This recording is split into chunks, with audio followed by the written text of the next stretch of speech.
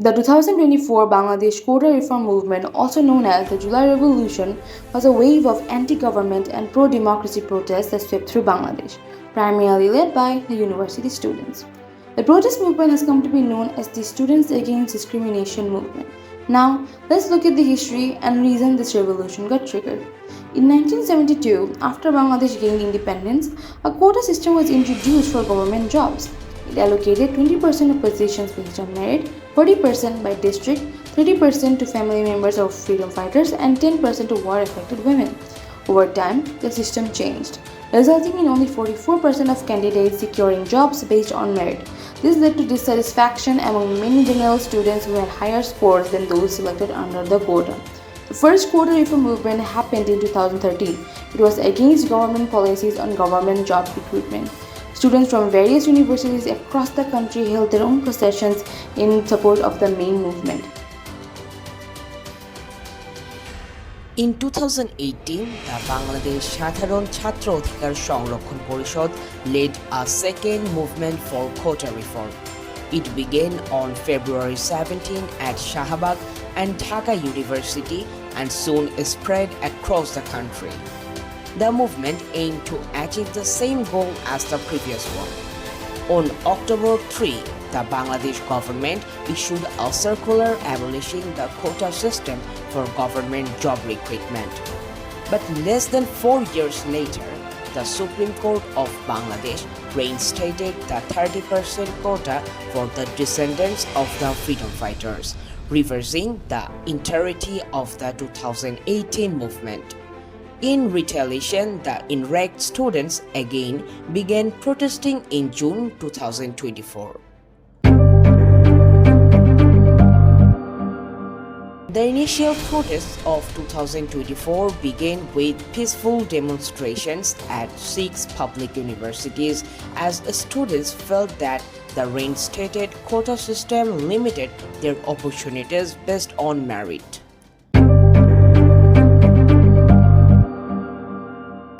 The student body of Bangladesh proposed the 3-point demand to abolish the quota system after the movement picked up and became more vigorous.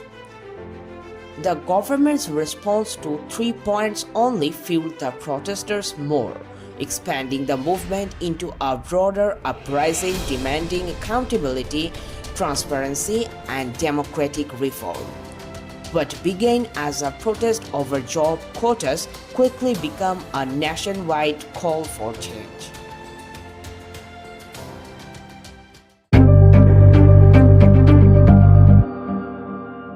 The press conference on 14 July was the turning point in the movement.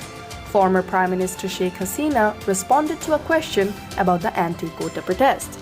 She stated in the conference, "If the grandchildren of freedom fighters don't get quota benefits, will those then go to the grandchildren of the Razakars?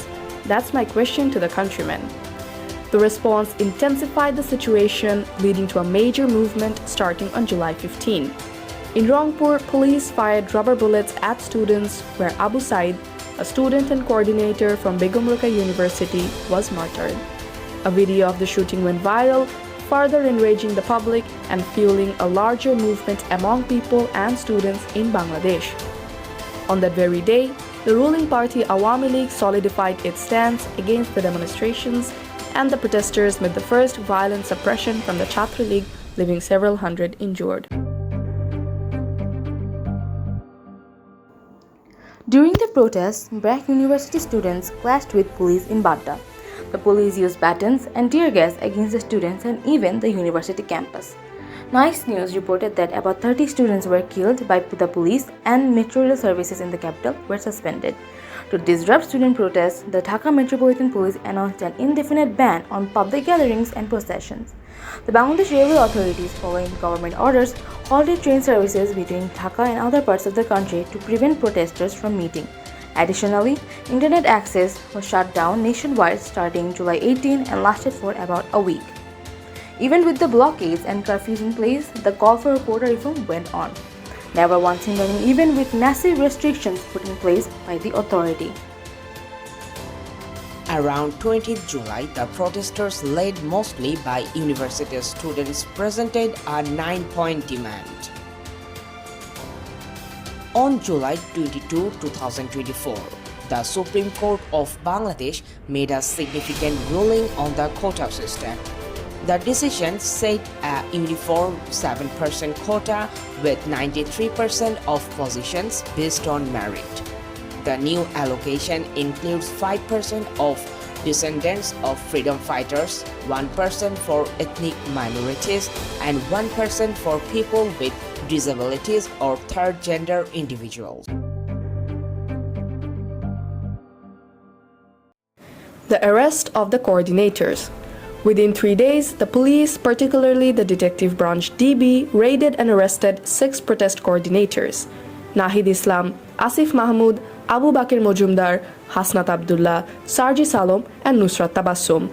The DB claimed the detentions were for their protection, but protesters viewed this as an attempt to disrupt and weaken their movement. Many detainees were held without clear charges, raising human rights concerns.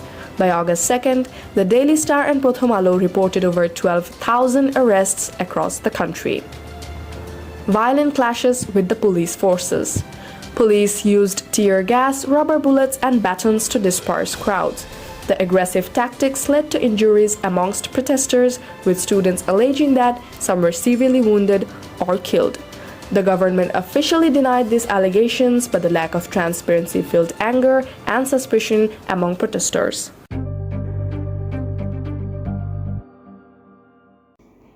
Due to the government's violent retaliation and arrest of the protest leaders, the protests gained a new momentum.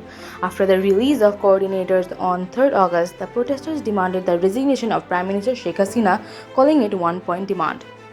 When the Prime Minister delayed her resignation, surpassing the allocated time, the students announced a long march to Dhaka to block the Prime Minister's residence on 5th August. However, before these students could reach the residence, the former Prime Minister Sheikh Hasina submitted her resignation.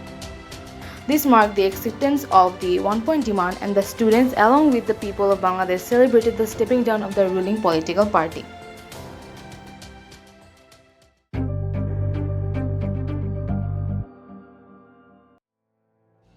At least 32 children lost their lives during the last months of student protests in Bangladesh, according to UNICEF. These children were among more than 200 people killed in demonstrations against the job quota in the civil service, as reported by BBC Bangla. The Daily Star reported over 1,200 people have been arrested since the authorities started cracking down on the protests.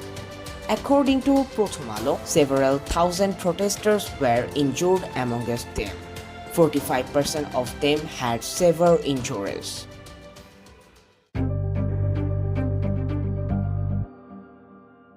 After Sheikh Hasina resigned on August 5, 2024, an interim government led by Nobel laureate Dr. Muhammad Yunus was formed on August 8. The 12th Jatiya Sanshad was dissolved on August 6. The interim government will remain in power until a new prime minister is chosen after a snap general election. Its main goals are to ensure stability, oversee the administration during the transition, and organize a fair and credible election. The government also aims to restore public trust, maintain peace, and ensure a smooth transition to the new government.